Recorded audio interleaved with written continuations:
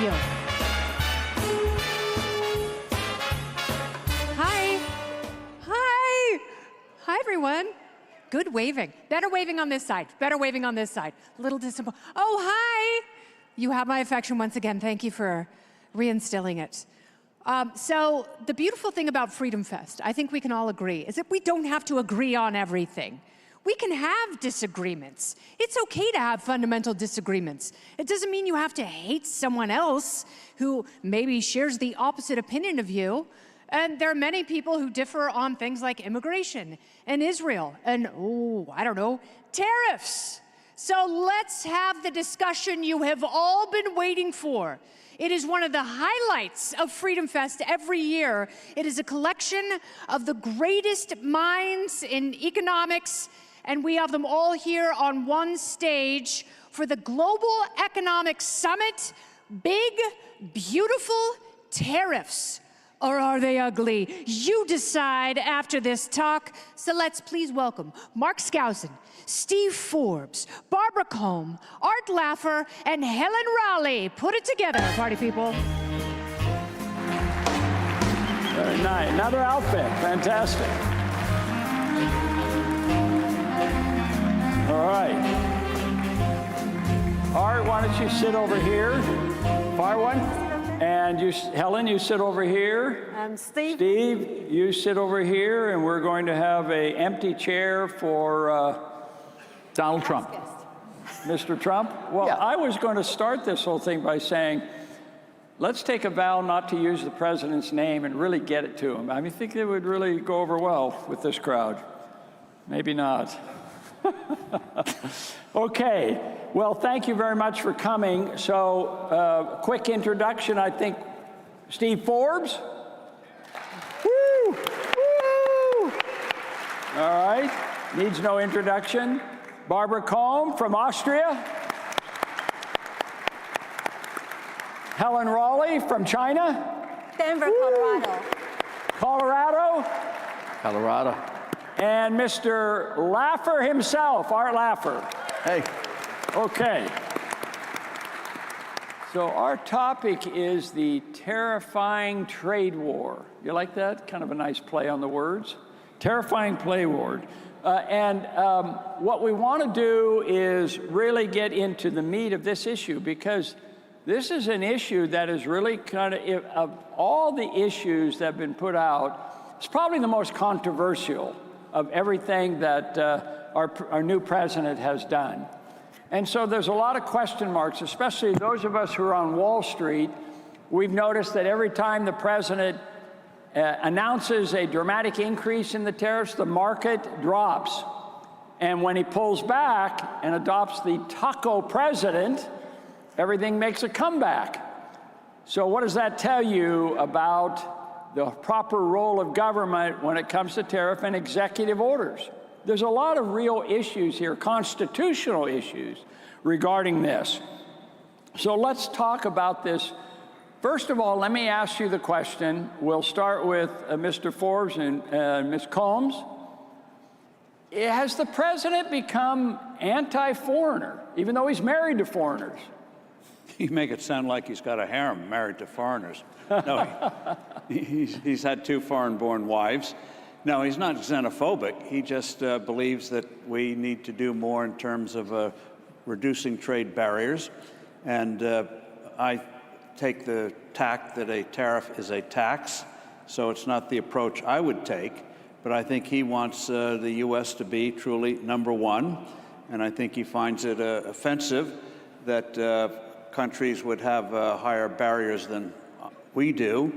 But I think in terms of the way to approach it, which we can get to, is doing what we've done since World War II and go through the hard slog of negotiating, reducing trade barriers, whether it's with individual countries or we used to do it with the numerous countries in the 60s and 70s and early 80s. But one way or the other, you get the barriers down. More trade means more prosperity.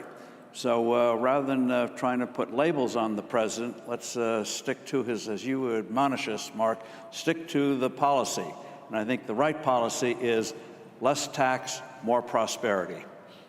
Well, that's correct. And of course, we need to make the point. I learned it from Arthur Laffer. Laffer, you have been called upon to defend the president. Is this possible? Well, I think so. So is he a protectionist or not? Are you picking on me? Yes. Okay, good. Is he a protectionist? No. But he sounds like a protectionist. Yes, he does. If he talks like a... No. If he walks like a duck. He walks like a duck. But he's not walking like a duck. Talks like a duck. Now, he talks like a duck. He may be a duck. The only way he can bring people into the negotiation table with all these countries that have way more tariffs, non-tariff barriers and protections against us, all these countries have way more. We've been very generous, Steve, as you mentioned. It's in the entire post-World War II era with granting them all sorts of provisions that they have that we don't.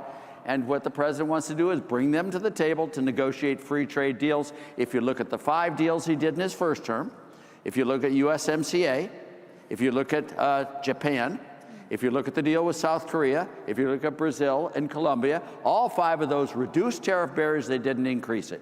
He has told me personally a number of times that the only way he can ever bring them to the table is by threatening tariffs. I'll do 50%, 100%, 200%, and they come to the table and then they negotiate lower, freer trade. He is completely aware, totally aware of all of the problems that protectionism has. He knows the Great Depression from 29, okay, the Smoot-Hawley tariff signed into law in June of 1930. He's aware of all of that, how the trade crashed, the stock market fell to 83% of its old value, that trade balance didn't change and volume of trade went down. The stock, I mean, everything went. He's very well aware of the mistakes Nixon made on that as well, with the 10% import surcharge, with excluding foreign capital from the job development credit. He's aware of how Kennedy and how Clinton really reduced tariffs and things went better. And he is negotiating to get freer trade, not less trade. Did I defend him well enough? You did. Did I do all right? You did. You certainly did. Thank you. And no one ever It's all true this time. It's all true. No one ever wins a debate against Art Laffer. We know that. But you protested too much. And the reason I say that, and I am an objective moderator, of course, you know, as a free trader, you understand that. It's your show. You can do what you want. Yes, that's right, exactly. As long as we may talk. And I do want to raise the issue. Okay, you can go after China. Helen, you know all about China. You're from China, even though you live in Colorado. So you can have free speech because you're not in China, which is a good thing. Okay, but it's one thing to go after China and raise the tariffs and do this reciprocal agreements with individual countries, but it's a whole nother thing to impose a 10% tariff across the board against all the countries. That's protectionism. So my question to you, Helen, is what is the right strategy to bring China to the table? Because they seem to be resistant to it. The right strategy is tariff. I know you don't like to hear that, but I completely... Taxes, raising taxes, yes. Let's call a spade a spade. I have a better suggestion. Well, I completely agree with Art here, because the trade war is really not just about trade. We really have to understand that. I think the president, he has 3 strategic initiatives, objectives he tried to achieve. Only the first one is related to trade, but he really wants to use this to lower not just trade barriers, but non-trade barriers, such as China's restriction on rare earth minerals exports. And also, he wants to use the tariff to nudge American companies to reshore, bring strategically important manufacturers back to the United States by making it more expensive for them to do it, offshore. And the third objective for the president is that he wanted our allies, that's one of the reasons, he wanted our allies to share more financial responsibility to defend themselves, so United States can focus all our resources, compete against China. The strategic competition between US and China is the most important event in our lifetime. And we do not have resources like the last 70 years to do all the things we want to do. We need to focus on this particular thing. And that's why he used tariff as a tool, as a policy tool, like Art said, to bring people to negotiate the table. But most importantly, all his focus is really on China. So my concern is, are we encouraging people to understand sound economics. The president makes statements like, the trade deficit is terrible. Look at this chart. Economic growth increases the trade deficit. You would think if you listened to President Trump, it would be the opposite.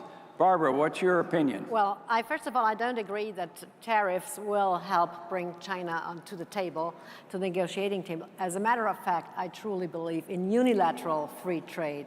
And if you force the Chinese to compete with the US and the rest of the world on a level playing field, then they will lose out. So I think this is the moment. And why I'm saying that, I will give you two quotes by your favorite economists, of course. Guess who those are?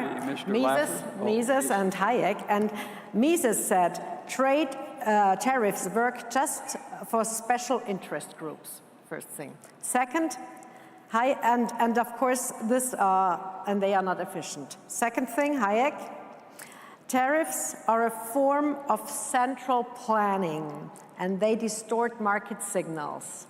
And China is a place where you have central planning at its best.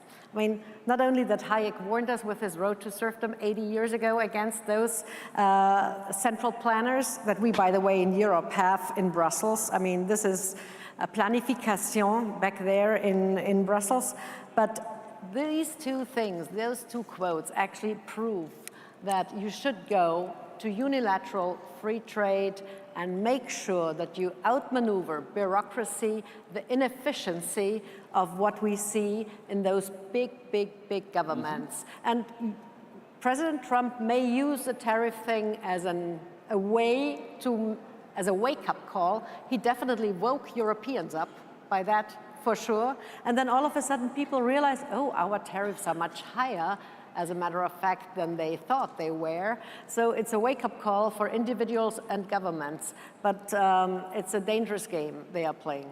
Now, we have another chart here, share of manufacturing and services and output as a percent of GDP in the United States. Now, it clearly shows a secular decline in manufacturing. The president wants to increase or bring back manufacturing. Is this a folly? Is this a understanding of the evolution of a country's progress? Mr. Forbes, what do you say? Well, a couple of things. One is in terms of the president, in terms of tariffs, he has made it very clear he would like a 10% permanent tariff. And put aside the constitutional questions of that, I fear that when you bring in a new tax like that, and that would be a new tax, you then get more taxation. You don't get less taxation. You've seen that in Europe, you've seen that around the world. You bring in a tax, and by golly, it's very hard to get rid of. In New Jersey, they brought in the income tax to lower the property tax. Today, we have the highest state income tax, one of the highest in the country, and the highest property taxes in the country. In terms of manufacturing, that is one of the things the president's concerned about. But the real villain, yes, some of the trade practices have been bad, which we should have dealt with a long time ago. But the two villains of manufacturing, one was taxation, which hopefully the president will deal with in the new big beautiful bill, lower the rate to 15%, but also massive regulation. For the last 25 years, manufacturing's been devastated by regulation. The average regulatory cost of an employee of a manufacturer is $25,000 versus $5,000 of taxes. For a small manufacturing, it's $50,000. We did that to ourselves. Do you think China puts in regulations that costs $50,000 per employee for their manufacturers? So that's a self-inflicted wound, and the sooner we deal with that, the better. The other thing in terms of the trade deficit, I'll be very controversial since I'm on stage and you're out there, so I've got room to run. But trade deficits or surpluses in and of themselves, and I emphasize in and of themselves, tell you nothing about the health of a national economy. We've had trade deficits most of our existence. In the 80s and 90s, as we got more prosperous, the trade deficit went up. Why? Because we are importing more capital, people are buying more, and every time you go to a store, you have a trade deficit. Adam Smith would say there's no such thing because each of you gets something in return. Now, there's strategic things you have to consider and things like that, but in terms of manufacturing, I think manufacturing would be stronger if we got out of the way, and you can see that in the South with auto manufacturers put plants in the South away from the union regulations that destroyed Detroit. And guess what? We ended up exporting cars made in the United States. So we have the manufacturing capability, but the villain here is ourselves, government. Yes. So we have a very interesting group here. So, Art, let me ask you a question about the president's rhetoric, because see, you and I, we have a background in free market economics. I mean, you have to admit, you probably wouldn't say what President Trump says about protectionism, that we're being ripped off. Trade, as you know, is a win-win situation. We learned that in basic economics. So the more trade, the better. And you can talk all you want about the long-term perspective that the president wants to achieve, but his rhetoric is very much protectionist. It's very much inaccurate in the saying that we have to manufacture everything, stuff like that. I mean, globalization is extreme. So he says things privately to you that he does not say publicly. How do you deal with that? Well, you look at what he does, not what he says. But I mean, that's duh. not a good president. He said just about everything you can possibly say each way and everything. The question is, when you look at what the deals were, when he went to the G7 in Ottawa, he sat there with the other 6 members. He said he had to leave a little early because he had to go to Singapore to meet with Kim Jong-un, who was threatening to push his button. He said, I got a bigger button than Kim Jong-un. You remember all that. And he had to leave early. He said, I apologize for leaving early. I have to. You don't want a nuclear war. Linda Ronstadt does not want a nuclear war. No one wants a nuclear war. You want me to go. But before I go, I got to deal with the 6 of you. The U.S. is prepared right now to get rid of all tariff barriers, all quotas, and all non-tariff barriers if the 6 of you agree. And they sat there. See you later, Donald. You know, he is trying, how does he bring them to the table? And I got to tell you something. When you look at China, and I know, but I was in China before you were. I was the first person in modern times to go to mainland China in October of 1970. I did the pre-Kissinger trip in the White House with George Shultz and John Ehrlichman. And I went there, and I went hating China. Korean War, and I fell in love with China. We need China desperately as a free trade partner, and they need us. Not only that, free trade? but I would be willing to bet you anything. I bet you dimes to donuts to dollars that if China said, look at guys, if we will keep our hands off Taiwan, we won't go near Taiwan, just bring us into the fold in economics, Trump would do that in a heartbeat. My view is that he is negotiating right now. He's negotiating peace through strength. If you're going to do this stuff in Taiwan, or you're going to do this stuff in Ukraine, Russia, you're going to deal with us as a very tough guy. But if you want to give up on this fighting, just have an armistice right now, come on in, and that'll be peace and prosperity. It is exactly what Reagan did, and it's exactly what John F. Kennedy did, and it is exactly what Donald Trump is doing right now. All right. So, Art, you continue to make the case for Trump. Now, look at this chart, the end of the strong dollar. I mean, we've all been with Larry Kudlow, who always talked about the importance of the strong dollar, right? King dollar. And King dollar, and look at the chart. We're seeing the dollar decline and decline, even if interest rates are rising. This is a new phenomenon.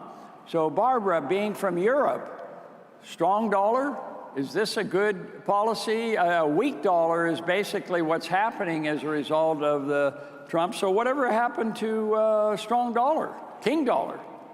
Well, the thing is, you have to look at it from both sides, either from the U.S. perspective, and Which is great for exports, but lousy for imports. So he's good. Maybe that's what he's engineering. Well, we first thought about that when the markets came down and when the bond markets came down. And, you know, people keep forgetting the bond markets, the markets for government debt are much larger than the stock markets. And in this way, he was totally right by kind of having he created an external shock with Deliberation Day, if you want to put it this way. Yes. And because he needed to refinance a lot of those debt, or has to right now. But he's got higher third. interest rates, not lower. Exactly, yes. This is why he was also talking to the Fed and why he was pushing there. So this is the American perspective. If we look at the European perspective, Europe is down, unfortunately. We're literally dead. Germany, who was, the leading economy, is in decline. Many of those countries are for the third year in recession, but it's homemade. I mean, we believed in big government, in big Brussels, in central planning, in the Green Deal, in all those things, in overregulation, and we simply could not get our act together. So even though if the ECB, the European Central Bank, is now fiddling with the euro and trying to manipulate with the European Central Bank digital currency, which will be tested, by the way, by the end of this year, as they just announced, and creating a new authority of wealth registration, we are in a big problem. Yeah. And this will not outmaneuver the weak dollar. I mean, that's an interesting chart that you see this gap that has developed for the first time, and that is something to worry about. Now, I want to ask one final question that I think is appropriate, and that is executive orders. One thing that Ben Franklin warned about is that he feared that one day a king would rule over us, that would return to monarchy. And this is a significant problem. Mr. Forbes, was it legal for Mr. Trump to use executive orders, using emergency powers that have never been used before for this purpose? Are the courts right? Because the courts are ruling against Mr. Trump in this regard. Well, that's why Dr. Franklin's concerns, I think, have been allayed. We do have a system of government where there are guardrails, and this is ultimately going to be decided by the Supreme Court, these tariffs and the way they've been used. And that's why I think the administration, by the way, has made a mistake by tipping their hand that they want 10% permanent tariffs. I think the Supreme Court's going to say that is a tax, that it belongs to the House of Representatives. You want that 10% tax, you're going to have Congress approve of it. Otherwise, it's null and void. And in that sense, I think the Supreme Court will do for the Trump administration in terms of clarification and specificity what the Supreme Court did for Franklin Roosevelt back in the 1930s when he had this National Recovery Administration, which was the most statist, fascistic program ever enacted in America. Hurt the economy. The NRA. The NRA, National Recovery Administration. The Supreme Court unanimously threw it out, and the historians, wise ones, say that's what saved Franklin Roosevelt, because otherwise he would have been dealing with an even more depressed economy. I think the Supreme Court's going to do the same thing on the tariffs, and so you're going to have a debate. Do we want this kind of system in? And if Congress passes it, that's the way things work. I hope they don't, but that's what I think is ultimately going to happen. And one other thing the EU has mentioned. Conservatives have this animus against the EU. Actually, they should love the EU because it's killed Europe's economies. All those regulations coming out of Brussels. There was a time when Europe used to grow faster than the US. Today, we grow faster than Europe by a wide margin. And in terms of high tech, read an article in the Wall Street Journal the other day. In terms of high tech, Europe is Lilliputian, small, even though it's got a huge economy. And that's because of Brussels regulation. Charlemagne, back in the 800s, wanted to create a united Europe. He never knew it would become a bureaucracy like this. So, Helen, Helen and Art on this issue of constitutionality and separation of power. President Xi in China could certainly do this and unilaterally raise tariffs, lower tariffs, because he's a dictator. He's a strong man. Doesn't it appear to you you're supporting President Trump, but isn't he acting like a strong man, like he's dictator with these executive orders?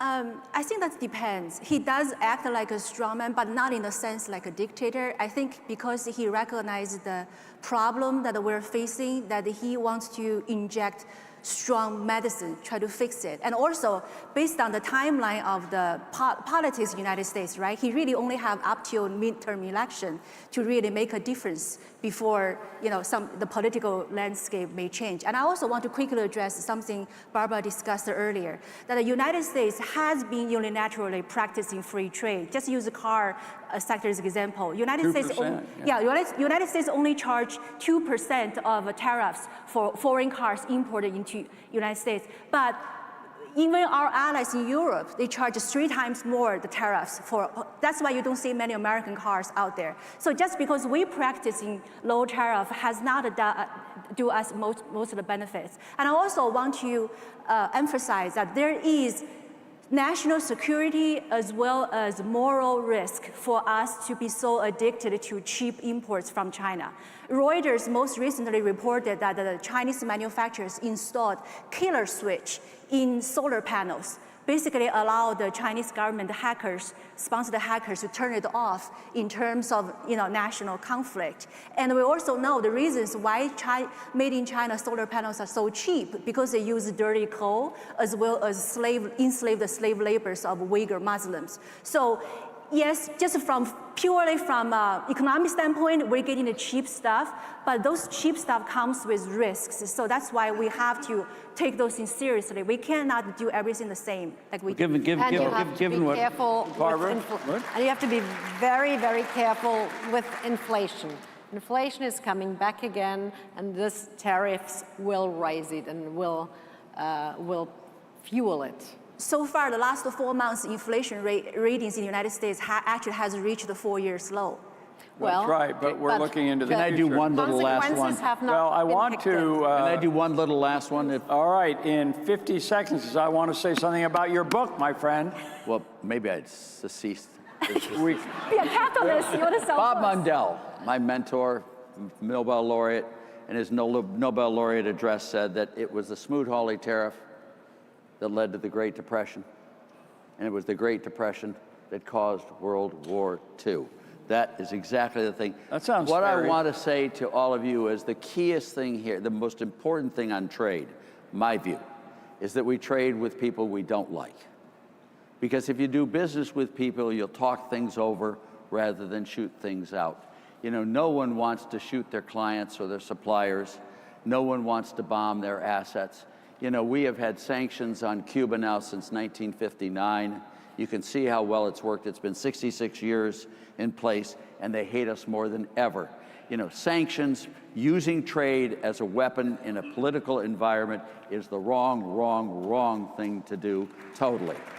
Okay. And we need, most of all, free trade with China, free trade with Russia, free trade with Iran, and free trade with North Korea. I don't mean in nuclear weapons. All agree on give me a that. break. But we need to bring them in, and this is the key element of peace through strength.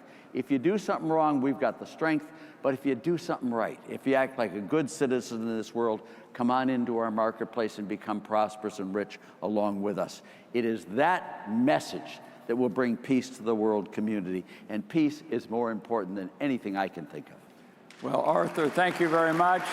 And in our minute remaining, we want to do a special award to... Now, I've got some friends who Yes, go out. You're going to... and I want you to introduce your friends, if we could have them, Gene Brian. Sinkfield and Gene Brian Dimitrich, the two people on out. I could never live without. The two other co-authors of my book. This is called Taxes Have Consequences. And I understand Gene came up with There this she title. is right here. Oh, Yes, Gene please did come on out. amazing amounts of work. So they are the co-authors of this book with Arthur B. Laffer. Come forward. And we are giving them the annual Leonard E. Read Book Award. So we call it the Leonard E. Read Book Award, R-E-A-D. So it's the Leonard E. Read This Book Award. And so come on forward for a photograph with the three authors. And if you can hold this, Arthur. In fact, Arthur, why don't you get in the middle and you... No, I'll send a... No, I want you in the middle. Got to do this right. Okay. And I want I'm the shortest. Arthur to hold this in the middle. And you'll be together here. And then, Gene, you hold the book. And let's get a photograph here. Come on, Steve. Come on, Barbara. Barbara, come on in. Come on in, Barbara. Get in here. Steve, get in here. We can move forward. How's that? Let's go. Come on, guys. Forward. And let's have Steve and Barbara. Come on, and Helen guys. join us. Okay, that'll be great. This will be fantastic. Congratulations. Okay. Thank you, thank you, thank you. Okay. Thank you. Over there. It's a great book, by the way. Brian wrote most of it, and Gene did all the work for it, and I've been a free rider the whole way. And we're going to have an autograph session after this event, or this afternoon or this evening, I think. Isn't that correct? That's the case. So we give the annual award, the Leonard E. Read Book Award, every year to what we think is a really impactful event. And of course, tariffs are taxes, so taxes have Oh, they're in consequences. there. They're in there. No tax. Okay, great. Thank you all very much. Thank you. Congratulations. Thank you very much. So hold on to that. That's yours. Congratulations. See you. Very exciting. Nice work. Let's hear it for them. The Global Economic Summit, an absolute high point every year at FreedomFest. And they didn't disappoint this year. There's plenty of snacks, Coke Zero, light refreshments, a bucket of ice, whatever you need, Barbara. Yes. Well done, Jenny. Eyes up here. Steve, yeah. Art Laffer. I love Art Laffer. How are you? You're the best. Oh my God, we're so vibing right now. I think we're going to be best friends. One thing I love about Art is he indulges my desire to shop and spend. And in Palm Springs, you can buy anything. You could buy a Lilly Pulitzer gown. You could buy a cactus. You can buy sex. So I don't know if you know this as capitalists and fans of the free market system, but sex sells. But what happens when you sell sex? That's the discussion we're going to have right now. It's not even naughty. This is human nature, not because I hate you. So let's please welcome modern philosopher, author, and professional skeptic Michael Shermer, who is going to speak virtually with neuroscientist Deborah So. Enjoy.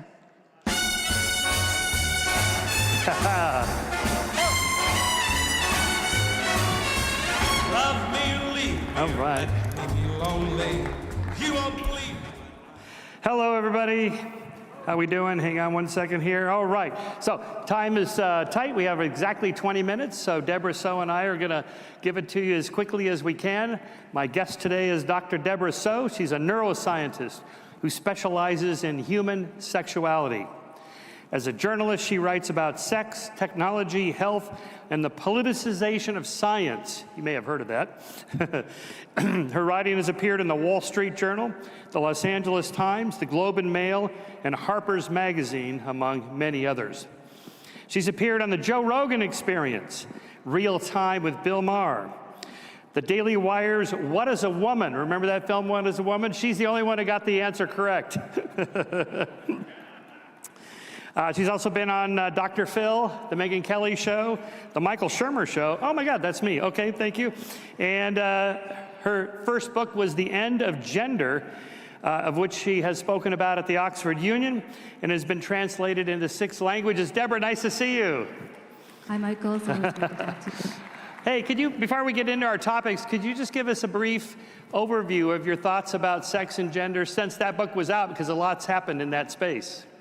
Yeah, well, I'm very happy to see that my work has been vindicated, and all of those years, it's been basically a decade of people calling me transphobic and horrible. Turns out I was right all along, so it was a relief. But I mean, I really hope to see the rest of this ideology finally die the death it deserves, because it's done a huge amount of damage to not just children who've been basically brainwashed, I think, and manipulated in some cases into making forever permanent changes to their bodies. Also the effects it's had on families, on women's sports, women's spaces, women not feeling safe, and I would say everyday transgender people who just want to live their lives, who want to, transition and get on with things and don't want to force people to do anything they don't want to do. So yeah, I'm very, very glad to see that this is slowly being overturned. Is it your sense that we've turned the tide now this year? It kind of feels like things are moving in the right direction?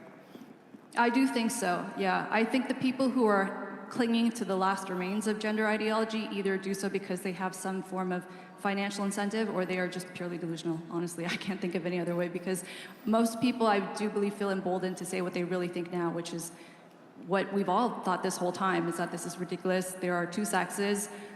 Children do not have the mental or cognitive maturity to make life-altering decisions about their bodies or their fertility, and that men do not belong in women's sports. Yep, all right. Yeah, the polls overwhelmingly show that almost everybody's against that. And so if enough of us speak out, then it'll disappear. Okay, Deborah and I thought we'd cover 3 general topics. One, pornography, and not should it be legal or not. We're all libertarians. Adults can do what they want. But what about young teenagers, young boys especially, watching porn? What are the effects? Let's start there. Deborah, what are your thoughts? Sure. So first I should say I used to write for, I used to be a columnist for a very popular men's magazine that features nude women. Since that time, like you said, I feel pornography use in adults is one thing. I am very critical and concerned about porn exposure in children.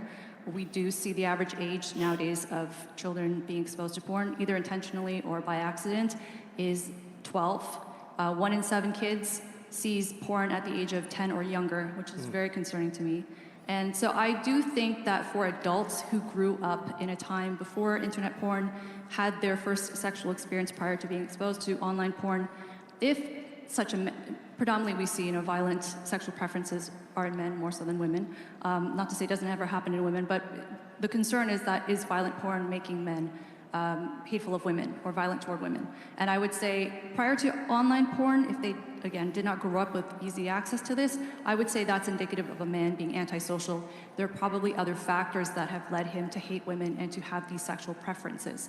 So I don't think porn is necessarily the root cause or to blame for that. However, in children, I feel differently, because we're seeing now, again, if these kids are watching this prior to ever having their first sexual experience, prior to even having their first orgasm, if their sexual awakening is paired with this stimulus, and online porn is very degrading, very violent.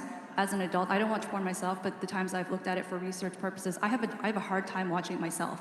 Like, it's really disgusting. It's not an exaggeration. And so the fact that these young kids are seeing this, likely being traumatized, I do think has the potential to really affect their sexual development in a negative way. And I do think also for girls, because porn use has predominantly been in men, but because of smartphones and because it's so easily accessed, and in many cases, kids are not looking for this, right? It's accidental. Either they see it on social media or their friends send it to them. Even kids who are homeschooled, if they don't have their own device, someone else in their school or their class might show it to them on their device. So they're being exposed to it at, again, increasingly young ages. Girls are seeing it. Girls are intentionally seeking it out. And I do think this has something to do with why we see more young women in Gen Z going. Gen Z is age roughly 13 to 30. Going into the sex industry, deciding to sell nudes, deciding to work as sugar babies, say, which is like a new rebranding of escorting. And so I think there are a whole host of other issues. I mean, I can get into the body image, the self-sexualization, like all of that risky sex, having sex with multiple partners. Yeah, it goes on and on.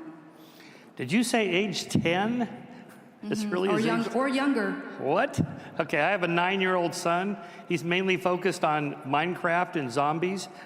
I guess I should start researching the parental controls and filters. How good are those?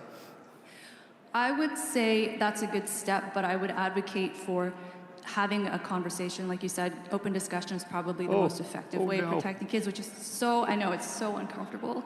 I don't want to do unless you lock your child in the basement until they're like 50, they will come across this at some point.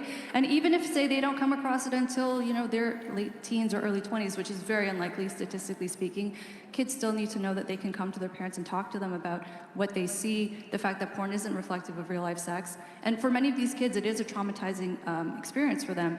And you don't want a child to feel like they have to go through that, make sense of that on their own, especially when it has such huge effects on the way they view the opposite sex, how they think sex is supposed to be. I mean, many of these boys especially think that women want to be beaten up during sex. Like, they will do interviews with these boys. They've done studies with teen boys, and they will say, oh, you know, you slap a woman around, or, you know, you beat her, they want this. And then there's also this trend of choking. So it's extremely common in Gen Z. If you talk to anyone in Gen Z, they will tell you.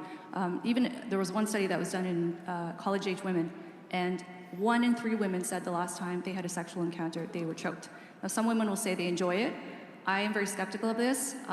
Generally, it's men choking women. However, you know, sometimes it does happen in reverse, but I do think porn has played a role because it's told these girls that you have to, or they think they have to enjoy this, otherwise they're not going to be able to find a man, or, you know, men are not going to find them attractive. Okay, last question in this category. Given this libertarian audience, we tend not to like big government intervention into our private lives, but these are minors, these are children. There is a role, is there not, for some government regulation in this space? The idea of government regulation makes me very uncomfortable. I've written about this subject a number of times, and my audience has definitely let me know that they're very uncomfortable about it too, the potential for digital IDs as well. I do think it's worth having more of a discussion about the nuances of what can be done, because, again, like you said, parental blocking doesn't always work. I do think something like age verification, you know, questionable, is it effective or not? But the other thing is that, say, if you want to ban pornography sites, most kids are going to be seeing this on social media. So I think a better approach would just be for parents to keep their kids off of social media until they're 18, and more broadly, just to let them have a normal childhood, so they're not staring at their screen all the time.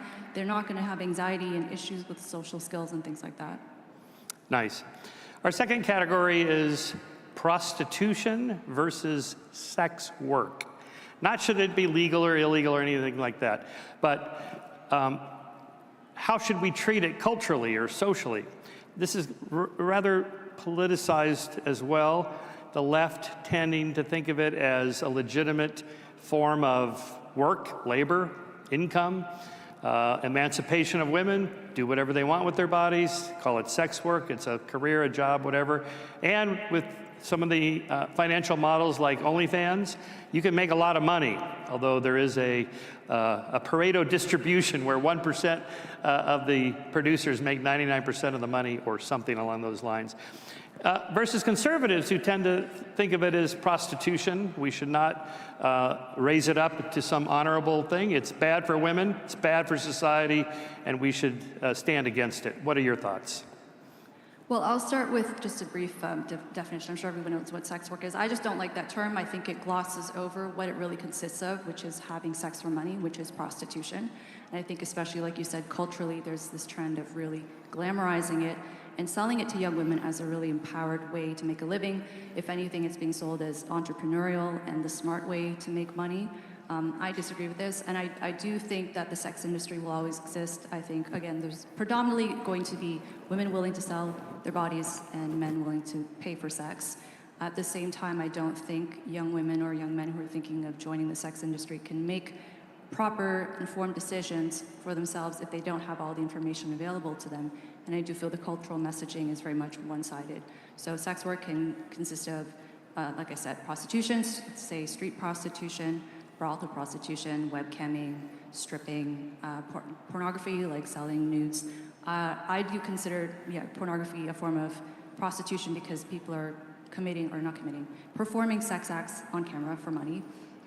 In terms of the financial gain, I mean, it's been sold as a way to make millions of dollars overnight very easily. But the average OnlyFans content creator, say, makes just over $1,000 a year, which is not very much money. And then also sugar babying, so this is, like I said, a rebranding of escorting, where you have young women who are typically more educated, so they are usually in university, they're looking for an older, wealthy man to pay for their tuition. And they will make, one study found that they made about $2,000 a month. So this is for having sex for money. $2,000 a month is the average income. And the sugar daddies, so the men who are paying for the sugar babies, made on average $81,000 a month. So these men are very wealthy, and they can have their pick of the lot. So really, the numbers are not in favor of these young women who are trying to make money selling sex. And the other thing is the consequences of this are going to be with them for life, especially if they are successful. That's the other side of it, because they go into it wanting to become, household names and extremely successful. But the flip side of that is when they do leave the industry, because I'm assuming most women are not going to work in porn, they're not going to be prostituting themselves until they're 65. So when they do leave, if they were successful, people are going to recognize them, and they're going to have to live with the consequences of that, because men have a dual mating strategy when it comes to how they approach sex.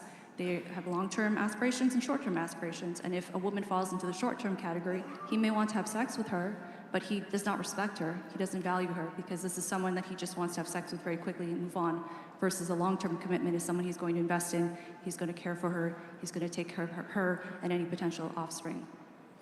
What about these college-age women who are trying to put themselves through college, paying these outrageous tuitions through being a sugar baby? How many are actually really doing that? It's estimated, so not just sugar babying, but just sex, working in the sex industry in general, it's about 5 to 7% of university students are selling their bodies essentially for money. I mean, that makes me very sad. I'm not judging these women. I understand. I remember being a PhD student. I was broke like you wouldn't believe. I remember I would go to the grocery store an hour before it closed to get everything on sale. It's really sad, but if there's anyone out there who's in grad school and you know, struggling, that's the way to do it. And you know, I would say to young people, I know how you feel, but this is really, you're being sold, I think, a lie that you can make quick money, tons of money, really quickly. I mean, you see the media stories, right? And you see stories of young women whose families disown them because they decided to sell news, they decided to do porn. And then, oh, they became a millionaire, and suddenly their family's happy to take them back and happy to have them pay for their mortgage and things like that. But I really do think playing the long game is better in the end. And also, I mean, the effects on a young woman psychologically, it's not, I don't think it's good for anyone to be having, say, sex with multiple, in some cases 10, 20 people in a given day, or even in a couple months, or even over a lifetime, really. I don't think promiscuity is good for men or women, honestly. And so to do that, and then to have to live with the psychological ramifications of that. And you know, also I think the reason why many women do this work is not just for the financial reasons, it's because they do have unfortunate histories, either of sexual abuse, of some form of trauma. They grew up without a father in the home. Having a father in the home teaches women that, I mean, I might sound very old-fashioned by saying this, but the research literature bears out, having a father in the home shows women what to expect in men. So, and I don't, again, blame these women for growing up without fathers. I think it's the father's fault for not being in their daughters' lives, but you know, they learn very quickly if a father's not around that men don't stick around. So the way to have a relationship with a man is to offer sex very quickly and to not really expect very much from him in return. Okay, our third category then, should women try to have sex like men? Okay, setting aside prostitution, sex work, whatever, just normal relationships. Setting aside Lily Phillips, who, would she have 100 men in one 24-hour period? This is just craziness of the internet system, but as it's incentivized. But just dating. You mentioned dual mating strategies. What is that? What are the strategies that women have, that men have? Can women have sex like men? Just, you know, the endless partners and all that, and if not, why not?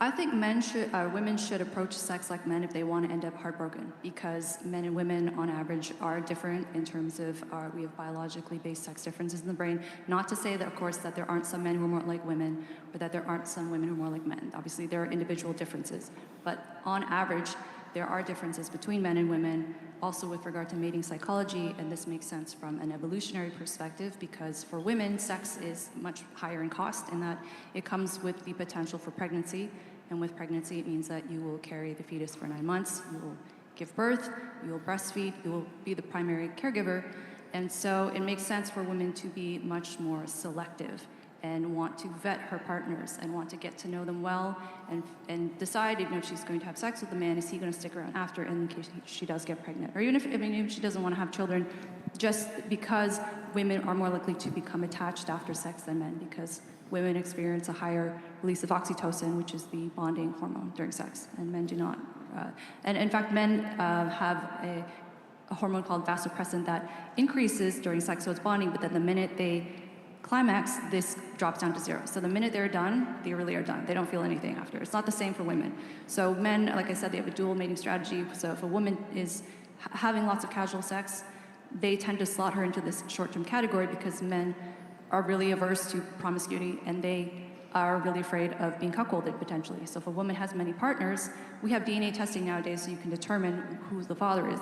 But from an evolutionary and biological perspective, men are going to be very skeptical and say, well, if I know that this woman has had sex with many men very recently, or even just in general, how can I ascertain that this child is actually mine? And a man is not going to want to invest in a child that he cannot be sure is his own.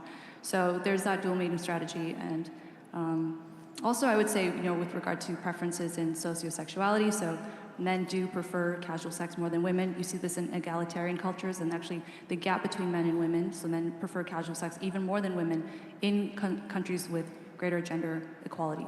So I think, like, just because men and women are different doesn't mean that one's better than the other. I've said this my whole career, but yeah, that's my advice. Come on, admit it, we men are pigs. Not all men. If you see, Deborah's written about these massive studies from the dating sites where they have millions of subjects that fill out the form. Like one of which was, I recall, was how many dates would you need to go on with this person before you'd be intimate with them? So for the women, the average was 7. For the men, it was close to 1. So for every guy that said 2 dates, there was some guy that said, why go out on a date? And estimated the number of partners you'd like in a lifetime. I forget what the X was, but it was like 4 or 5 times more for men than women and so on. All right, just give us your kind of final thoughts here, Deborah. She's coming to us, by the way, from the 51st State of the Union, the People's Republic of Canada. So thank you for zooming in on us. Give us your final thoughts, recommendations to men and women and how they should behave sexually. Oh, dear Michael, you really do want to get me canceled once and for all. My final thoughts would be, I think, yeah, it's very important that parents feel that they can talk to their kids about this subject, and that, I appreciate the audience being here listening to our talk today. I know that this subject can be very uncomfortable and probably controversial, and I'm sure there are things that I've said that not everyone agrees with, but I appreciate that you guys are all very open-minded, and I'd love to hear your feedback also. I'm always open to hearing different perspectives, and I will forever be fascinated by this subject, so I love hearing people's stories as well. All right. Thank you. Let's say thank you for Deborah. Really appreciate that. Her book, again, is The End of Gender. Really important work. Hot topic. Thank you very much. All right.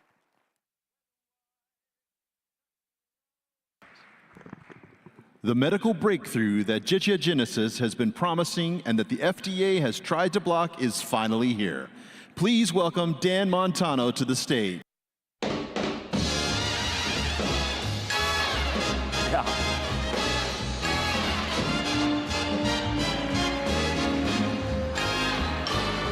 What a day this has been. What a rare mood I'm in. Why, it's... Hello, ladies and gentlemen. That's volume. I'm Dan Montano. I'm the Chief Executive Officer of Genesis Medicine.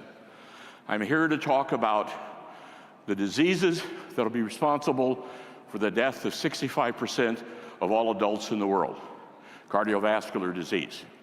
I want you to do me a favor. Please look to the person at your right. Now look at the person at your left, and understand, unless it kills both of them, it's you. So pay attention to my conversation here. The #1 cause of death in the world is cardiovascular disease. 700,000 Americans die every year, 17 million worldwide. It's the #1 cause of death, 38% of all people, 1 in 3. This is from ABC News, our medicine being used in a US FDA cleared clinical trial.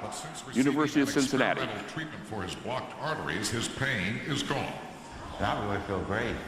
Duke was one of the first heart patients in the country to be treated with a protein actually capable of growing brand new That's our arteries. medicine. The genetically engineered protein is injected directly into the heart. Within days, a network of new vessels begins to grow around the blockage, increasing the blood supply. Dr. Lynn Wagner showed us the changes in one patient's heart. We see a small, narrow main artery and not very many secondary and tertiary arteries. This is after the treatment. What we're now seeing is new blood vessels growing here off the end of this artery. And the patients themselves? Symptomatically, they're improved within a couple of weeks of the treatment. Just ask Constance Donnelly. Oh, I feel wonderful. I've never felt so good in the last 5 years. But doctors already see potential in other cases where the blood supply needs a boost, such as strokes and diabetes. Now remember, to be in that trial, they had to have less than 1 year to live. That woman was told she would not live till December, and that was in February. She lived 15 more years. This medicine will save a third of you in this room. It'll save more women than men. There is no other treatment because most of you will die from small vessel disease, not the big arteries, the small ones. That's what kills most of you. Next, we're going to talk about neurodegenerative diseases. Parkinson's, stroke recovery, Alzheimer's. You can see the numbers for yourself. Parkinson's disease, we have dosed 200 people. There have been no adverse events, no skin is broken in the delivery, 53% improvement in motor skills. We've had an increase of cerebral blood flow of 21%, and I'll show you that in another slide. And we've had dramatic improvements. Some of you have been coming and hearing us for 7 years. Some of you have been saying for a long time, is this fool gonna make it? Now we're gonna show you evidence. This is how it actually works. Every cell needs blood, especially your brain, an organ with 400 miles of blood vessels. If a blood vessel is dysfunctional, it can lead to a lack of blood flow in some parts of the brain. This can result in neurons becoming stressed, hibernating, or dying, eventually leading to diseases like Parkinson's disease or dementia. By therapeutically introducing FGF1 into the brain, we believe we can regrow blood vessels in areas of the brain lacking blood flow. We believe this can restore function to neurons that have been hibernating and clean up pre-existing toxic waste, as well as regenerate new neurons from your own neural stem cells. Over time, we believe that this could restore function for many people suffering with neurodegenerative diseases.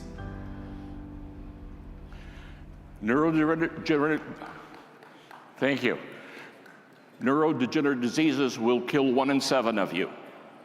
But it is diseases like Parkinson's, Alzheimer's, dementia, autism, make you wish you were dead. So do we have any evidence, Dan? Oh, here's Bobby Hill. Look at his right hand. See it shaking? He can't hold a bottle of water. He can't hold a glass of wine. He can't shave himself. That's on day 1. 2 weeks later, he's at the airport. His hand is stable. He can't believe it. He's regained his sense of smell. He did this himself. Here's Lisa McDonald. See her walking with the cane. She's struggling to walk. Lovely lady, by the way. Here she is 3 months later at her daughter's wedding, dancing. Her balance is back, but unfortunately, she has no rhythm. Here is Mark Davis. Look at his right foot. Look at this right foot.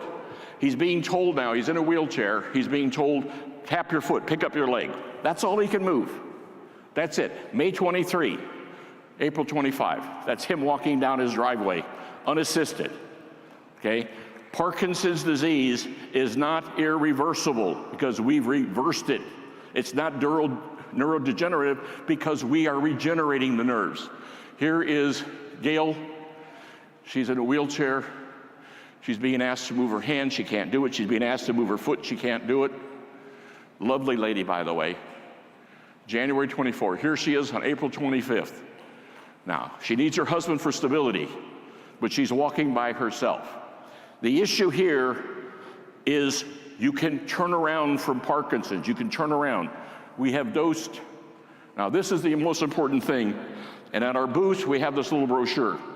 If you do nothing else, pick this up, read this, and understand this. This is a functional MRI scan. This is the blood flow in the brain. These areas are the substantia nigra. That's where the movement orders come from. This scan is taken before the patient's dose. This month is 6 months later. This is a zoom in on it. Here, red means insufficient blood. Yellow means better blood. In 6 months of dosing up his nose, his blood flows in the brain increased 21%. 21% in 6 months. We just got his annual scan done about 2 weeks ago at Washington University, St. Louis, legitimate organization. This is a big deal. If you're a stroke, you want to increase your blood flow. If you have dementia, you want to increase your blood flow. This is a big deal. Now, I'll make one other comment.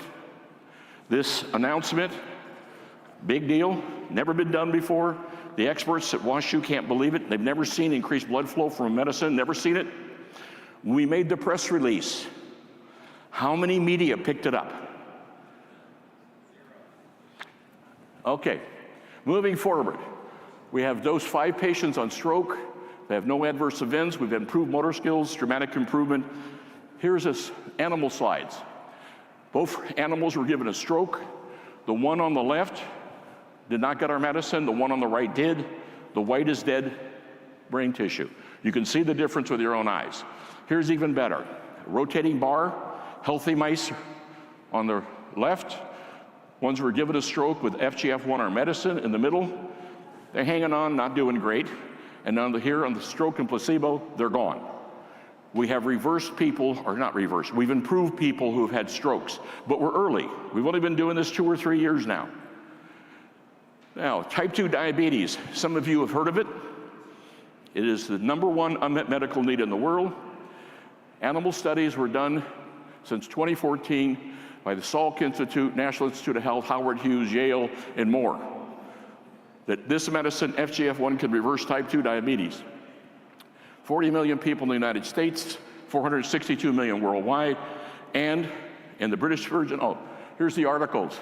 NIH, I forgot it. They're all talking about how FGF1 reverses.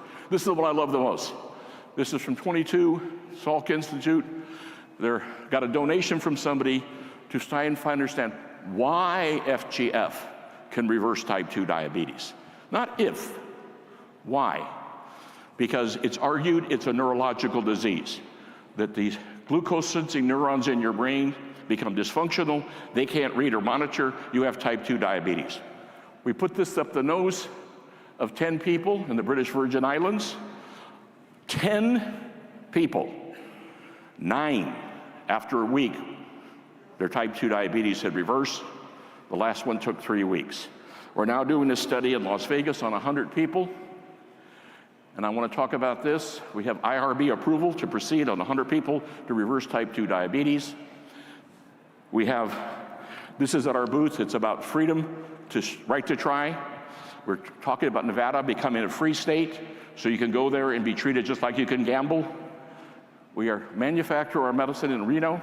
We're doing the trial in Las Vegas. We do never cross the state line.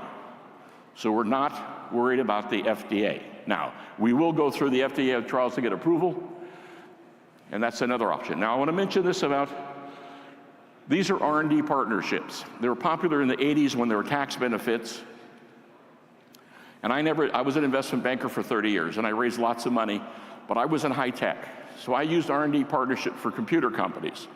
These are ones that are for the pharmaceutical world. Here you've got Genentech, you've got Biogen, you've got Amgen, and this is my favorite one. Amgen was on the verge of bankruptcy. They had no money. They raised $80 million in an R&D partnership. One of my friends invested $100,000 in the Genentech one and the Amgen one. He made 20 times on his money. He loved it. He said, Dan, you got to do one of these. I said, I'm not going to do that. I'm going to do it the old-fashioned way. Well, these are out of fashion now. Pharma doesn't use these anymore. And we're going to use these to fund our trials for type 2 diabetes, neuropathy, critical leg ischemia, peripheral artery disease, etc. We're going to fund these studies in Vegas using these vehicles. We're offering 10 times return, and I had to find out why they're not using them anymore. It's great. Well, one of the officers of Amgen said that they stopped using them because the investors made too much money. And you have to understand, when I was an investment banker, if my investors didn't make money, I was out of business. I got no shortage of people who want money, but investors are very, very smart. They lose money, they don't like you. So I looked it up, and I realized Amgen was on the verge of bankruptcy. They did this partnership, they got the medicine approved, EPO, and now they're worth $155 billion. And I want you folks to know, if you participate in our research partnership and you make 10 times on your money, I will not begrudge you if I'm worth 155 billion, or even 15, or even 1.5.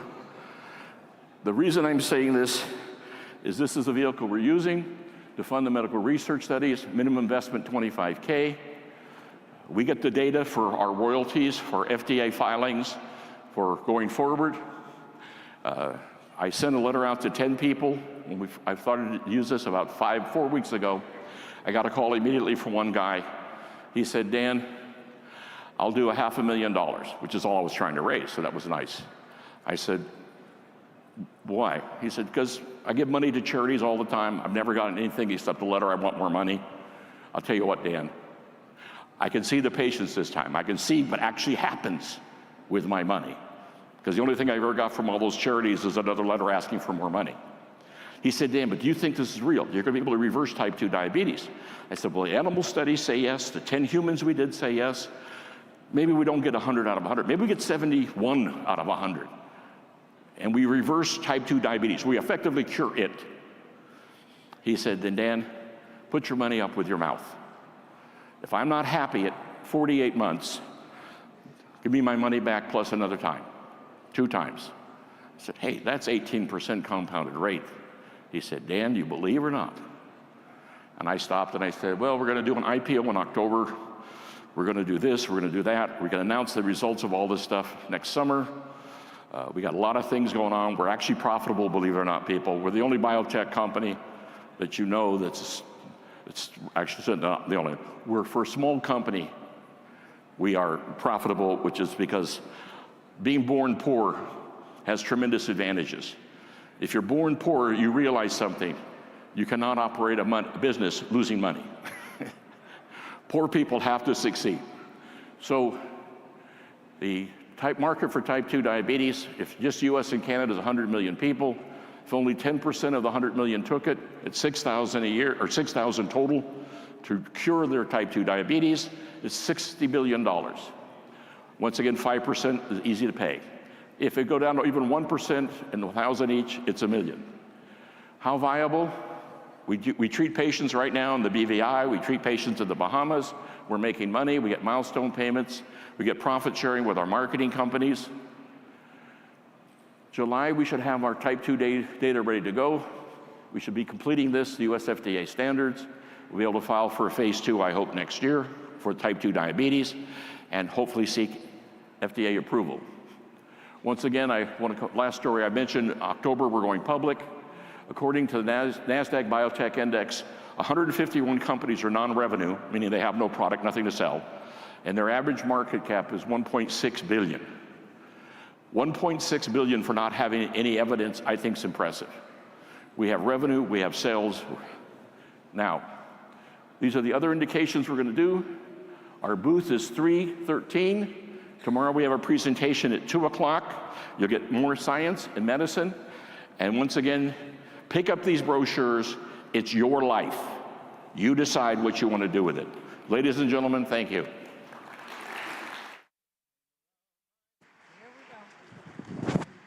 Woo! Thanks, Dan. Exciting stuff.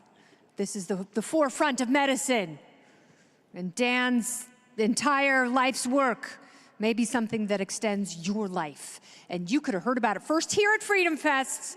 So you see this fuss, you see this activity. They're not doing this to get their steps in and get some bicep reps by lifting chairs. We are about to pass the event horizon here at FreedomFest.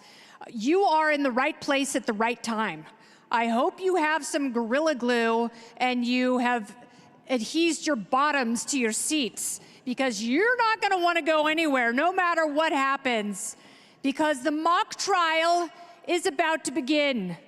And guess what happens at the FreedomFest mock trial? Issues are argued, decisions are made, lives are changed. We're not making a mockery of justice. We are turning the tide with these cultural challenges that plague us day in and day out. And now we're going to finally decide whether Big Pharma is the ultimate institution that will save us all, or if it can suck a hot dog. And that's a technical term of art. So let me read to you a little bit about the mock trial because I don't want to get anything wrong. Big Pharma is going to be on trial and your lives will never be the same because you're going to hear so much information, so many facts, you're going to want to slow down and rewind. That's for ChatGPT later. We're going to live here in the moment in real time. And your judge tonight will be none other than Michael Shermer, maybe the world's greatest skeptic. Thank you for that. Thank you. Is it because I pronounced his name properly? It's difficult. It's very brave of me to Shermer. He is going to be your judge this evening. For the prosecution, arguing will be Aaron Siri, Del Bigtree. I was on his show earlier, it was really fun. And Dr. Robert Malone. Some titans of medical skepticism. Yeah, I'm sure they'll be signing autographs later. For the defense, Catherine Bernard, Twyla Brazy, I don't know how to say her last name. And we had this discussion backstage. It could be Braze, it could be Braze, it could be Bras. We're all wearing them, ladies. We're not ashamed, no shame in the booby game. So Twyla's gonna be out here arguing for the defense. And Dan Troy, he may be their Trojan horse. You never know. You may leave here going, you know what? I kind of didn't like Big Pharma before, but now I'm a fan. Hopefully you'll say the same about me. Maybe before you're like, yeah, she's the worst on Fox News, but you know what? Kind of like her now. Thank you for that in advance. So while they're setting up, this is a handsome and how do you say her? Braze. Braze. Yeah, like let's braze these collard greens and round out this picnic. Okay, very good. That's Twyla Braze. She's very smart. It's intimidating, but I love it. So without further ado, I will be your marshal. Hey, my man. Nice to see you. All right. Mecca lecca hi, mecca hiney ho. Everyone's coming on stage. Mark is getting antsy. You guys are getting very serious and curious. So without further ado, let the FreedomFest mock trial begin. Big Pharma on trial. Take it, boys. You want me to come out there? Do I go out there? And here is your judge for the night. Let's put our hands together for Big Michael Shermer. All right. Now listen up. I'm dying to throw somebody out of the building tonight and make them run laps around to the hotel. Okay. I think we're, the marshal starts this, right? What's that, baby? Yeah, whatever you want. I think you're up. Do I sit in the far side of Del? Let's do it. Do this is how we do it. I think there's a third chair there. Yeah, which side are you on? Del. Hear ye, FreedomFest Court is now in session for an important trial to determine whether the major pharmaceutical companies and the drug establishment have produced miracle drugs that allow us to live long and prosper, or have abused their influence by producing drugs that are ultimately harmful to